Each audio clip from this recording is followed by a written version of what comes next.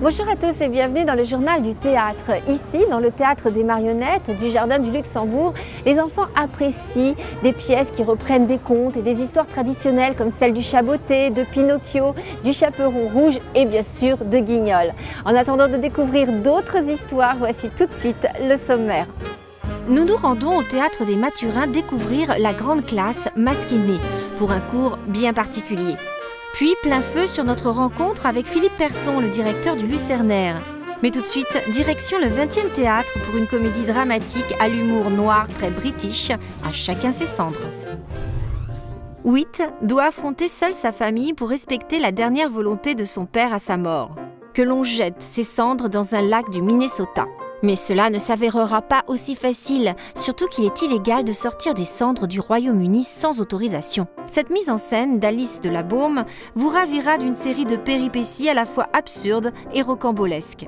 Il paraît qu'il y a une tribu africaine qui mange les cendres de leurs morts. Ah, ils en font des gâteaux et ils mangent les gâteaux. C'est pour assimiler la matière du défunt et laisser l'âme s'échapper.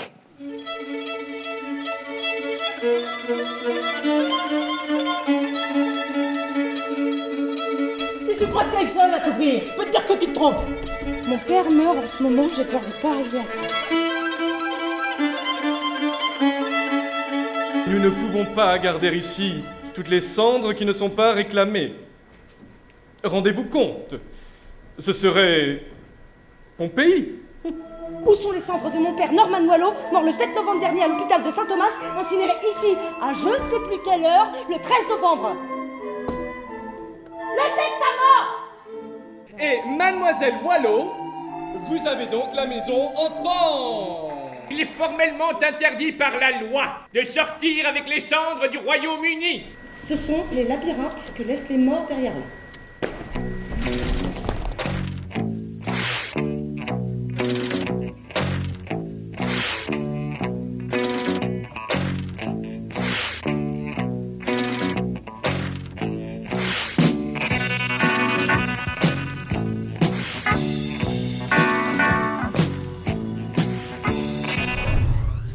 Le maître mot de la pièce La Grande Classe est l'improvisation. Entrer dans la danse et rencontrer les 5 personnages qui participent à un cours de théâtre mené par Igor Menjinski. Une improvisation maîtrisée, des musiques enjouées, des comédiens dynamiques et performants. Voici le spectacle anciennement appelé Masquenet qui est prolongé au théâtre des Mathurins à Paris. Dépêchez-vous! Il faut l'assiette pour la 16! Il faut une tourte, il faut une tourte. Je prends la tourte, je prends le cellophane, j'enroule la tourte, je la mets dans le four et là je me brûle! Aïe! Le cellophane dans le four. Le concept du spectacle, c'est un cours de théâtre, un faux cours de théâtre que je donne à des personnages qui sont masqués et qui ont des nez. Donc moi je fais une sorte de professeur, de faux professeur de théâtre. Et si vous restiez? Il faut pas qu'ils m'entendent, faut qu'ils m'entendent, c'est chiant! Et donc le spectacle est improvisé, ça change tous les soirs, la matière est différente chaque soir, comme dans un vrai cours de théâtre, c'est-à-dire qu'il y a un soir où on va travailler sur Shakespeare, un autre soir sur Molière, je leur fais faire des exercices de théâtre, des exercices de diction. Je me trompe d'année avec Gargantua! Non, Avec Gargantua! Ah bah non! Alors, Tu vois mes pieds dans la glace? C'est pas une menace. Quel est l'intérêt de cet exercice? Tu m'as dit de pas faire comme eux, moi je fais pas comme eux, hein! il y a vraiment l'ambiance de merde, hein, c'est vrai que... Entre le roseau, se plier, réfléchir et se dire que ce n'est que dans la pratique que le comédien existe. Je crois que c'est du vrai théâtre populaire, c'est-à-dire que c'est drôle, c'est touchant, qu'en même temps on travaille sur des grands textes parce qu'on a tous un immense amour pour la littérature, la grande littérature, et qu'en même temps on aime le cinéma aussi, qu'on aime la poésie. Et c'est qui, toi? T'es qui, la cousine, non? Samantha, elle joue Elena. Elena, elle est venue à la campagne avec son mari. Et moi, je suis tombé amoureux d'elle. Ah bah je vais le défoncer, hein. Non! Attends, il a croqué. Et ben on arrive à la fin du cours. Ah, Passez vite, là. eh ben Ligue des Champions.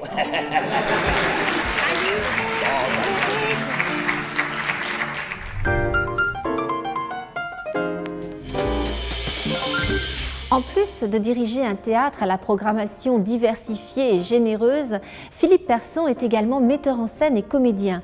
Il n'hésite pas à interroger le public sur ce qu'il a retenu de la pièce. Rencontre avec cet amoureux des textes qui nous parle de son spectacle « Les Enfants du Paradis ». L'histoire des Enfants du Paradis, en fait, c'est avant tout l'histoire de Garance. Garance, c'est une femme qui va vivre comme ça dans le monde du théâtre, puisque ça se passe dans le film de Marcel Carné, ça se passe au Théâtre des Funambules. Et voilà, et cette femme va être en fait aimée par 3 hommes. Elle va être aimée par Baptiste de Bureau, par Frédéric Lemaître et par Lassner. Et ce qui est formidable, c'est ce que Prévert dit dans ce film, c'est-à-dire qu'il décrit pour chacun la manière d'aimer, la force de l'amour qui s'exprime différemment. Et donc c'est toute une ronde comme ça autour de Garance. Et dans le film, il y a tout le décor autour de cette histoire, puisque tout se passe avec les spectateurs qui vont justement au paradis. C'est là où on paye pas cher pour voir les artistes. Ça me semblait intéressant aujourd'hui, de le replacer, pas du tout dans un théâtre comme Prévert le décrit dans son scénario ou comme le film le montre, mais justement d'essayer de voir aujourd'hui, de montrer une Garance moderne avec autour d'elle ces 3 hommes qui vont tenter de la séduire. Et dans la force de Prévert, c'est que c'est écrit pendant la guerre, le film va sortir après-guerre, mais c'est qu'en fait, il pose vraiment une image de la femme qui revendique ce qu'elle est, qui aime comme elle veut. Donc c'est très très très avant-gardiste. Non seulement c'est avant-gardiste, mais c'est très rock'n'roll, je trouve. C'est-à-dire, quand je dis rock'n'roll, c'est que c'est l'amour, ça revendique la liberté, ça revendique sa place dans la société. Et en fait, Prévert met cette grande fresque qui au final est très enthousiasmante, elle est très touchante, elle est très jubilatoire. Et c'est tout ça qui m'a touché dans le texte, que j'ai eu envie de porter moi aujourd'hui à la scène. L'adaptation, elle reste très fidèle au film, puisqu'on a suivi vraiment la trame du scénario, puisqu'on est parti du scénario original de Jacques Prévert. Et donc l'histoire, notre adaptation, qui dure 1h10, suit vraiment toute l'histoire du début à la fin. Je tenais vraiment à ce qu'il... Alors il y a beaucoup d'ellipses, parce qu'on saute dans le temps, mais en fait on a vraiment gardé la narration de Jacques Prévert. C'était très très clair avec la petite fille de Jacques Prévert qui soutient énormément le projet et le spectacle. C'était très clair depuis le début que je n'allais pas faire une reconstitution du film, que je n'allais pas mettre l'histoire dans la même époque où elle a été tournée, parce que je pense qu'on ne peut pas faire mieux que ce que Prévert, puis Carné et Prévert ont fait ensemble.